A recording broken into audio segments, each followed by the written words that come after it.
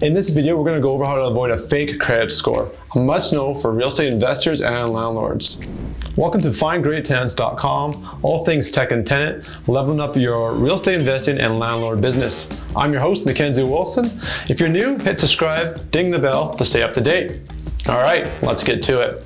And make sure you stick around to the end of the video. I'm going to go over 2 additional techniques that professional tenants will try to scam you with, and we'll go over how to avoid them. And as you're watching, for those that are new, please take a moment to drop your #1 question about tenant screening in the comments below. And for those of you with experience, please share your lessons learned when dealing with professional tenants. It's always good to add that information in to help other folks learn from your experience. Okay, so how to avoid the fake credit score. As I showed you in that demo, it's super easy to generate the credit score. And they can be print screens. You can get print screens off phones, off the computers. People can docker up PDFs. It's really open-ended how you can get someone who's a little bit devious out there trying to fake their credit score. Now, the #1 way to avoid this is you need to get that information from a trusted third party or a trusted source. In this sense, is what it's going to really be is going to come down to is getting a credit report from a credit bureau. Now, there are a ton of services out there. What I've been using right now with a lot of success is neighborly.com, and I don't get paid by them or anything like that. I'm just simply really happy with their product, and I want you to know about it. So their credit scores are available both in Canada and the USA, and they provide a free credit score. They don't even charge you for it. And the way they make money on the side, just to kind of, you might be wondering, what's the catch here? They make money by offering insurance offerings to both you as taking the credit scores of a landlord or a property manager. They'll actually offer an insurance package to, they're so confident in their credit report system and the application that they use, they will insure, I think it's like maybe 3% of the gross rent.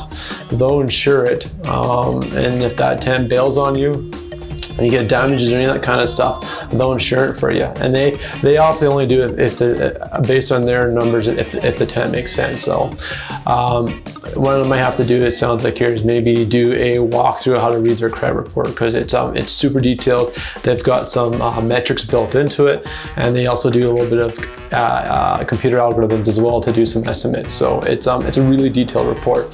But getting back to my point for this whole video is you need to see that score from a trusted third party. It's coming from Equifax or TransUnion. You're not taking a print screen or any other kind of form of proof, because you don't know if it's been docked up or altered. It's super hard to tell these days with. Make sure you stick around to the end of the video. I'm going to go over 2 additional techniques that professional tenants will try to scam you with, and how you can avoid them.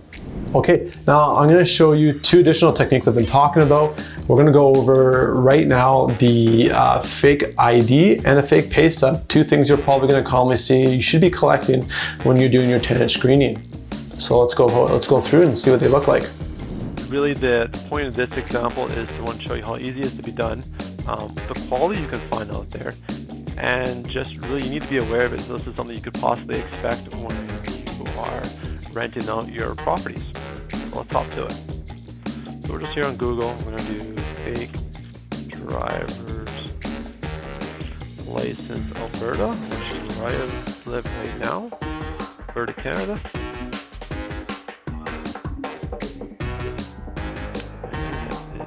Slow.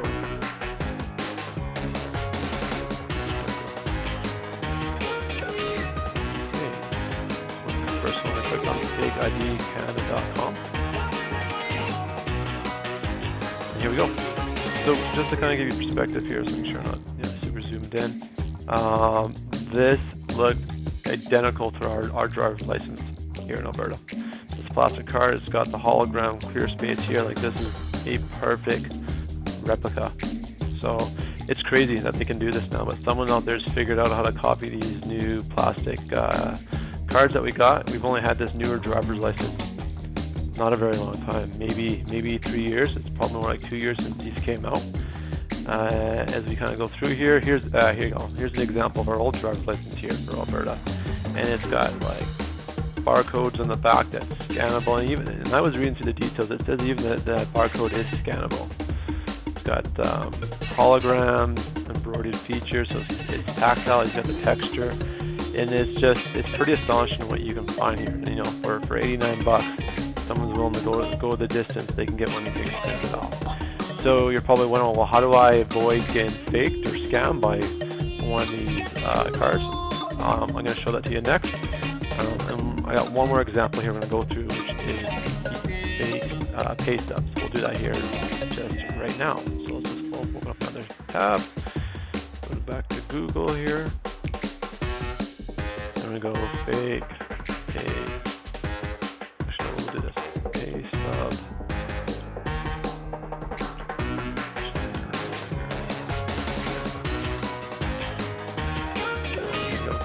CanadaPaystubs.com, CanadaPaystubs.com, excuse me. Let's check them out. And voila, here we are. So they've got all the kind of key information. Go and create your own. Why not? And you got a bunch of fields to look at. Now, I actually went through ahead of time here and pre-populated the stuff just to kind of save time for your sake. Now, what's kind of one thing I wanted to highlight before we generate the pay stub is if you look here on the right-hand side, you're going to see a bunch of government deductions that we have here in Canada. So CPP is Canadian Pension Plan. EI is employment insurance, which is basically if you're out of a job, you can collect a government income to get yourself back on your feet. And of course, there's federal tax and income tax and so on. Now, I didn't populate any of these fields. These are pre-populated. So what I'm trying to get at here is these numbers will actually probably be really accurate.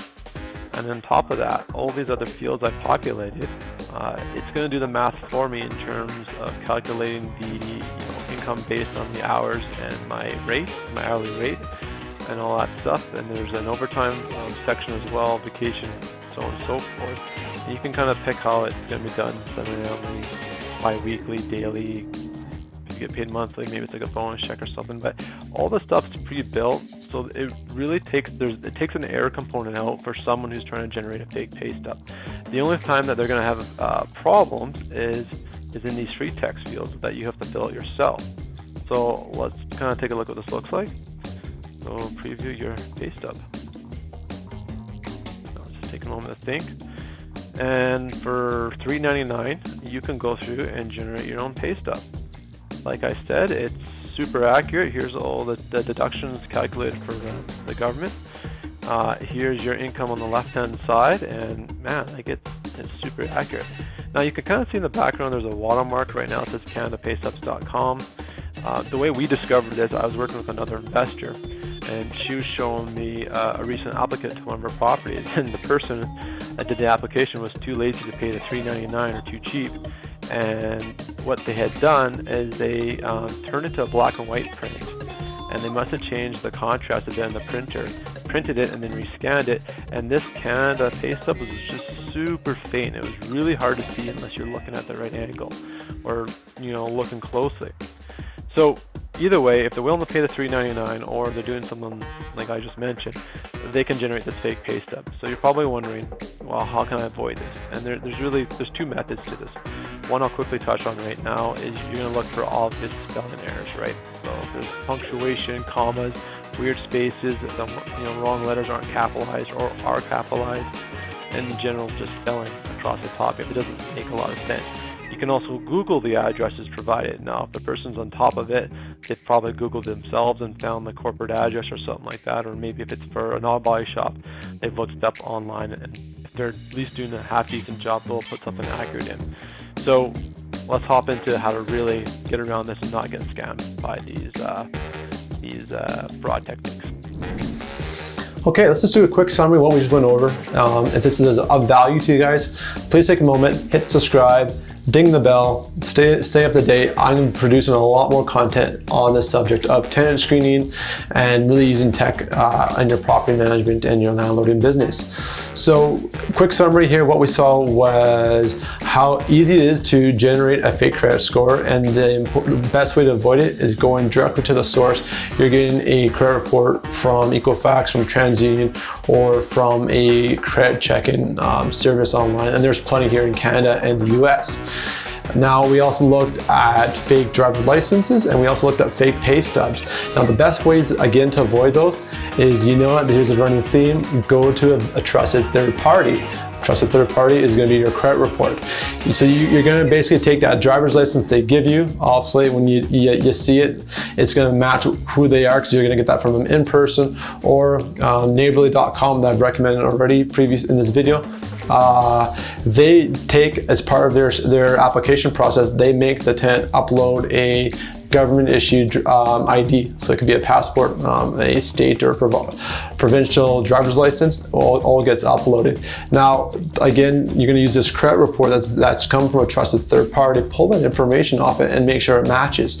So that name on the driver's license, that address, their date of birth, all that information, you should be corresponding it and matching it off of that credit report. And that's really the best way you're working with legitimate information, and again, duped or dubious with fake information. Well, I hope this was of super help to you. Again, if you like it, subscribe, check it out, and thank you so much for your time. See you next time.